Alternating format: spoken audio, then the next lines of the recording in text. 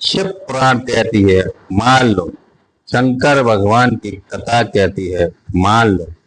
यदि जिंदगी में अगर कोई तकलीफ बहुत बड़ी आकर खड़ी हो गई है जिसका कोई हल ही नहीं निकलता, एक बेलपत्री लीजिए, अपने हाथ की उल्टे हाथ की हथेली पर रख लीजिए, सीधे हाथ की हथेली से बेलपत्री को दबा दीजिए।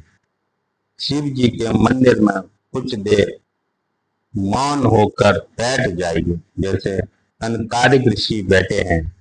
चारों के चारों भाई सनकादिक ऋषि शिव जी के मंदिर में मौन होकर बैठे हैं।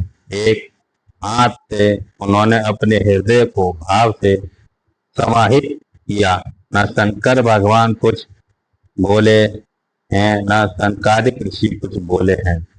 और मन के संशय को मिटाना, मन की परेशानियों को मिटाना, हाथ रखकर एक बेलपत्र उल्टे हाथ पर रखकर सीधे हाथ से उसको दबाकर मौन होकर कुछ देर बैठिए। अपने मन में जो समस्या है उसका स्मरण करिए और शिव जी से अपने मन की बात कहकर श्री शिवाय नमस्तुभ्यं कहकर ओम नमः शिवाय कहकर उस बेलपत्र को अशोक सुंदरी वाली जगह पर समर्पित कर दीजिए। अशोक सुंदरी वाली जगह तो मालूम है ना आपको, समझिए, देखिए जरा।